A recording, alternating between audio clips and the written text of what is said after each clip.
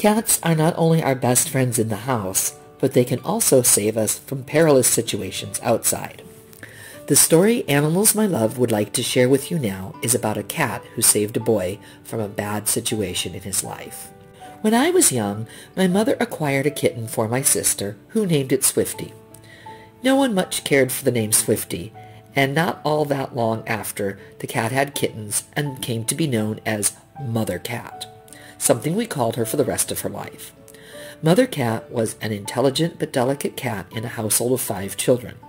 She bonded with my mother and used to sit on the table in the mornings while my mother did her chores, and they would talk. This went on for many years. I also came to love and respect Mother Cat, and it was a sign of extreme acceptance if Mother Cat ever jumped up in your lap. I can still happily remember the few times I had this blessing bestowed on me. One day, when I was 12 or 13 years old, I was out in the backyard of our house playing Relieve-O with a bunch of friends. In this game, one person is it and has to hide their eyes for a count to 100, and then he wakes up. He has to touch at least one person so that that person is it and has to chase everyone. It was a fun and active game. The goal, or the place where caught persons hung out, was our picnic table. While the prisoners were sitting on the table, someone yelled and pointed, and we all looked to see what he was yelling about. At the peak of the roof of our house was a swarm of hornets, the nastiest stinging insects we knew.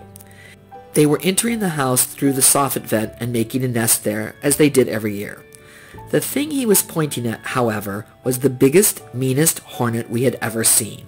We called it a tiger hornet because it was easily 5 times the size of the others, and it was so large that even from 30 or 40 feet away we could see its body had stripes like a tiger. We were transfixed. For about a minute, the length of a preteen's attention span. Then we went back to the game. The hornets were too far away to be a threat. Some time went by. I was no longer it, and I was just sitting on the table talking to a friend when one of the girls screamed. Now, anyone who has ever been a preteen knows that girls scream all the time, and it's nothing to pay particular attention to. But this scream was different. It was a scream of terror, real terror. Everyone recognized the tenor and pitch as just that, real fear and danger, and everyone stopped where they were and looked at her. She was pale and pointing at something in horror. When we looked, the tiger hornet was right there, next to my leg, not even a foot away. A shiver of fear ran up my spine. I had never seen anything like this hornet, with its string-like legs and massive wings and long stinger-like thing. Everyone ran away. Everyone except me. I was frozen by fear, feeling that if I moved, the massive thing would take a chunk out of my leg. After all, it was summer and I was wearing shorts. Meanwhile, my mother had heard the scream also and knew it for what it was. Terror. She came to the door and opened it to see what was going on. Mother Cat always sat by the door when she wanted to go out, so she came bounding out as soon as my mother had opened the door. She ran right over to the table where I sat, heart pounding, staring at this massive creature preparing to land on my leg. My heart is pounding now in remembrance, even as I write this decades later. I couldn't move. But Mother Cat leapt up onto the picnic table, paying me no attention whatsoever, and with one delicate paw pulled that tiger hornet out of the sky, and sitting up on her haunches, she used both paws to pull it into her mouth, where she chewed it up and swallowed it and then walked away as if nothing had happened. I couldn't believe it. I was overcome with joy.